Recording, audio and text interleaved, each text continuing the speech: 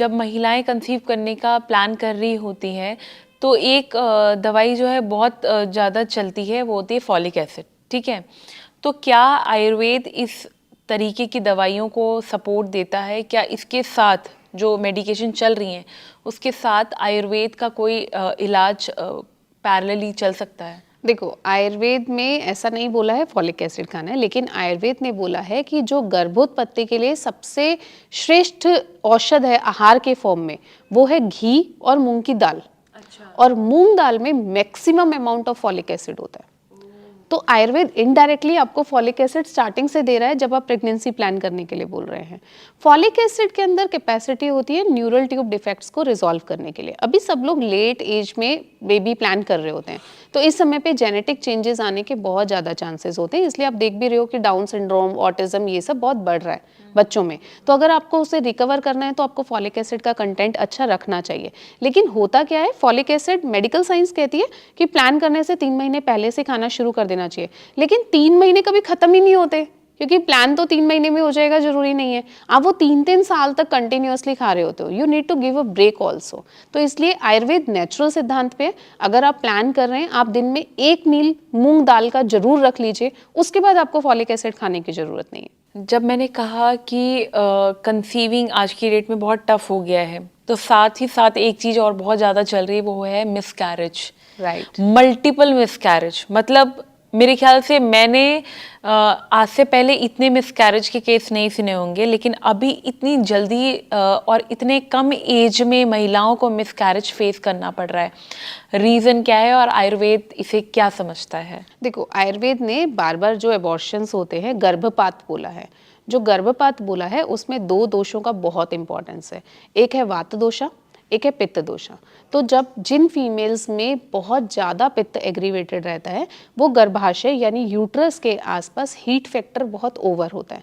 तो जिनको spontaneous abortions होते हैं ना, आपने 10 दिन ऊपर हुए ब्लीडिंग स्टार्ट हो गई, फिर 10 दिन ऊपर हुए फिर ब्लीडिंग स्टार्ट हो गई, 10 से 15 दिन में मैम बार बार हो जाता है।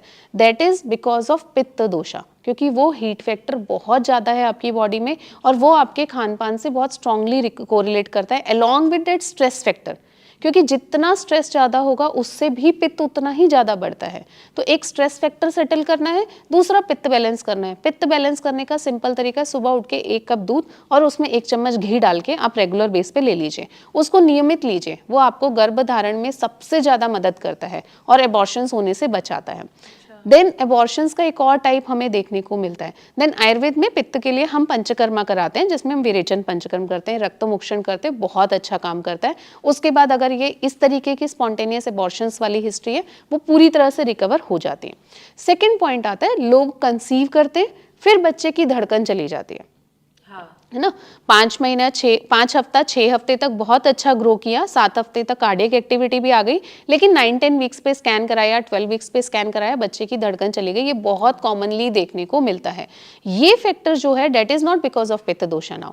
अब यहाँ पर प्रॉब्लम आती है आपके चैनल ब्लॉकेज की। आपके यूट्रस में जहाँ बेबी है, जहाँ वो इम्प्लांट हुआ है, उसे नरिशमेंट मिलता ही नहीं है। तो अगर उसको नरिशमेंट ही नहीं मिल रहा है तो वो सर्वाइवल नहीं आता, उसे नरिशमेंट मिलता ही नहीं है। अब नरिशमेंट कौन दे रहा है? आपकी ब्लड वेसल्स दे रही हैं। तो अभी बहुत ज़्यादा चलन है प्रेगनेंसी में इकोस्प्रिन देने का, प्रेगनेंसी में ब्लड थिनर्स लेने का, कि अबॉर्शन हो गया है तो आप ये ले लो।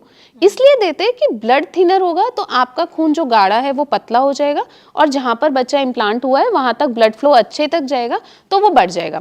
अगर इकोस्प्रिन काम नहीं कर रही है, उससे अपर डोज पे चले जाते हैं, रेगुलर बेस पे इंजेक्शंस ले रहे होते हैं। लेकिन आप अगर ये समझ जाओ कि आपका ब्लड गाढ़ा ही क्यों हो रहा है, तो आपकी ये प्रॉब्लम सॉल्व हो जाएगी। तो आपको खून को गाढ़ा करने के लिए जो ये आम बन रहा है, जो हमने खाना खाया, वो पोषण तत्वों में भी कन्वर्ट हो सकता था और वो टॉक्सिन्स में भी कन्वर्ट हो सकता था। आपकी बॉडी में वो टॉक्सिन फॉर्म ज़्यादा बना, पोषण कम बना, बिकॉज आपकी अग्नि अच्छी नहीं है और आपकी चॉइस ऑफ फूड अच्छी नहीं है। तो आप इस ब्लड को प्यूरिफाई कर लीजिए। जब आप इस ब्लड को अच्छे से प्यूरिफाई कर लेते हैं, आपके यूट्रस के इंटरनल लेयर्स तक ब्लड अच्छे से पहुंचता है, तो आप बिना इन ब्लड थिनर्स के भी आपका प्रेगनेंसी सर्वाइव करता है और आपके बच्चे की धड़कन नहीं जाती है। जो बहुत इंपॉर्टेंट फैक्टर है, वो आज के समय में एबनॉर्मल बेबीज बहुत ज़्यादा आते हैं। तो डेट इज ऑल्सो बिकॉज बीज दुष्टि, जो हमने एग क्वालिटी की बात की, मेल स्पर्म्स में DFI बहुत ज़्यादा बढ़ रहा है अभी।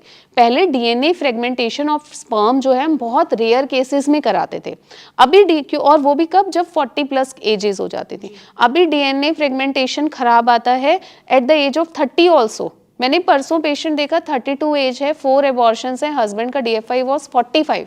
And what is DFI? DFI is DNA fragmentation of sperm, यानी आपका स्पर्म कितना डैमेज है, अच्छा। उसका क्वालिटेटिव वो मेजरमेंट है।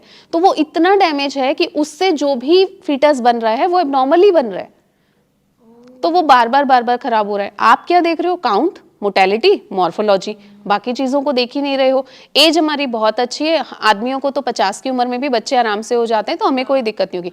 That was when everything was at a perfect zone. अब तो आपका लाइफस्टाइल उतना ही डैमेज है, आपको स्मोकिंग भी चाहिए, आपको अल्कोहल भी चाहिए, आपको 2-2 बजे तक जागना भी है, लेट नाइट पार्टीज भी चाहिए, आपको बाहर का सारा जंक भी चाहिए, लॉट्स ऑफ नॉनवेज भी चाहिए जिसमें भर के हॉर्मोन्स और इंजेक्शंस लगते हैं। तो आपका स्पर्म क्वालिटी कैसे इंपैक्ट नहीं होगा? आपको वरदान थोड़ी मिला है। सही बात है। तो आपकी चीज़ें भी इम्पैक्ट होती हैं। तो ये सारी चीज़ें जो अब लोअर एज में भी खराब हो रही हैं, वो फैक्टर्स भी आपके रिकरेंट एबॉर्शंस के लिए रिस्पॉन्सिबल बनते हैं। तो आयुर्वेद ने सिंपल बोला, बीज दुष्टि।